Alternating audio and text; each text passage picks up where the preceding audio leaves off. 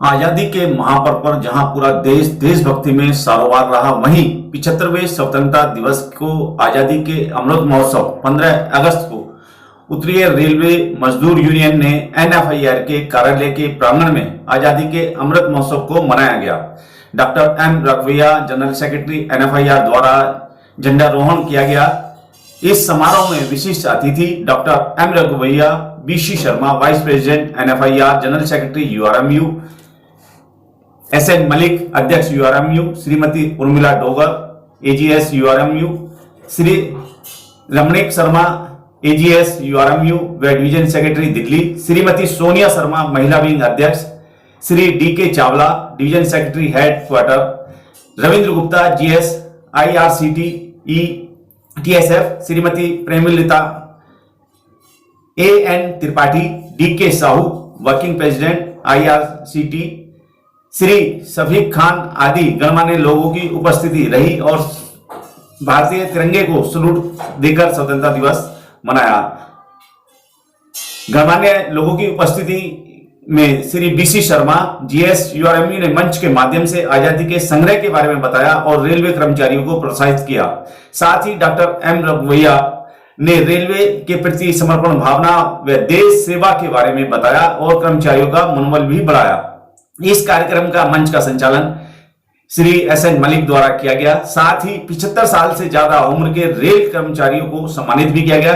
इस आयोजन में 400 से ज्यादा रेलवे कर्मचारियों ने सम्मिलित होकर इसकी शोभा बढ़ाई और स्वतंत्रता दिवस हर्षोल्लास के साथ मनाया गया। साथ ही पीके खुराना, श्रीमती जसवीत कौर, श्री गौरी शंकर, श्रीमती परमिला आदि गणमान्य व्यक्ति भी इसमें उपस्थित रहे। आइए देखते हैं एनपीटी न्यूज इंडिया की ये विशेष कवरेज नई दिल्ली से। एनएफआईआर के वाइस प्रेसिडेंट और हमारे जनरल सेक्रेटरी उत्तरी मजदूर यूनियन के बीसी शर्मा जी हैं, तो मैं उनसे प्रार्थना करूंगा कि पहले 2 शब्द बोले। आइए नीचे वाले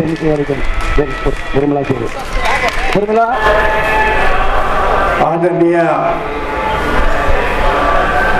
leader national council doctor M Raghuvaiya ji, आदरणीय अध्यक्ष उत्तरीय रेलवे मजदूर union, vice president Sisodia ji, Khurana ji, Ravindra Gupta ji, नारी शक्ति, आज 76वें स्वतंत्रता दिवस पे उपस्थित साथियों, ये जो पर्व है इसको कैसे, कहां तक कैसे पहुंचे हम लोग, उनको हमें याद करना चाहिए। 1608 से पहले मुगलों का राज था। मुगलों के राज में और उस समय डच और पुर्तगाल भारत के अंदर बिजनेस करते थे। उसके पश्चात मुगलों की सहमति से ईस्ट इंडिया कंपनी बिजनेस करने के लिए इस देश के अंदर आई और उसने अपने पैर फैलाना शुरू कर दिए। धीरे धीरे सबसे पहले सूरत में उन्होंने अपनी पैठ बनाई। इस तरह वो आगे बढ़े और नियम बनाए और एक दिन ऐसा आ गया कि भारत पे उन्होंने राज्य करना शुरू कर दिया और उनका जो अंग्रेजों का राज था उसके अंदर इस तरह की मीटिंगें करना, भाषण देना बिना इजाजत के, किसी को ये हक नहीं था कि अपनी मर्जी से जिस तरह मर्जी बात कर ले, मीटिंग कर ले, कोई डेमोन्स्ट्रेशन कर ले। उसके पश्चात 1850 और 1857 में देश के अंदर आज़ादी की क्रांति आई जो वो क्रांति मेरठ से शुरू हुई, उसके बाद वो फैलती गई पूरे देश के अंदर। उस क्रांति ने जोर पकड़ा। सुभाष चंद्र बोस जी ने 1943 के अंदर अपनी गवर्नमेंट चलाने, पैरेलल गवर्नमेंट चलाने का ऐलान किया। उसके बाद जितने भी हमारे नेता थे उस समय के, वो आगे बढ़ के आए। अंत में अंग्रेजों को सोचना पड़ा कि अब हम भारत में टिक नहीं सकते, इसलिए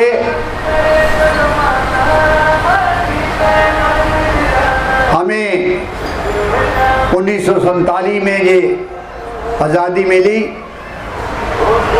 पंडित जवाहरलाल नेहरू जी ने सबसे पहले देश को संबोधन किया। और आप देखिए उस तब से लेके इस देश के अंदर कितनी डेवलपमेंट हुई है। 60 सालों में लोगों को बोलने का हक, प्रेस में जाने का हक, मीडिया में जाने का हक पे कोई बैन नहीं था। और ट्रेड यूनियन ने अपने राइट्स के लिए स्ट्रगल करती थी, उसका रिस्पांस भी मिलता था। लेकिन इस तरह की जो सिनारियो आज है, अभी लाल किले से आपने आज अब भाषण सुना होगा इस देश के प्रधानमंत्री जी का। किस तरह के भाषण में इस देश के नौजवानों के लिए रोजगार की कोई बात नहीं है। इस देश के अंदर जो महंगाई चल रही है उसको कैसे कम किया जाए, कोई बात नहीं है। आज जीडीपी की दर इतनी गिर गई है कि छोटे देशों से भी हम नीचे आ गए हैं। महंगाई भी दूसरे देशों से, चाहे वो खाने की खाद्य पदार्थ हो, तेल हो, घी हो, चावल हो, आटा हो, और पेट्रोल, डीजल, गैस, इसकी हालत आप देख लीजिए। और हर चीज पे जीएसटी राज कर रही है। सिर्फ एक चीज रह गई कि डेड बॉडी पे भी जीएसटी लगानी रह गई, वो भी हो सकता है ये गवर्नमेंट लगा दे।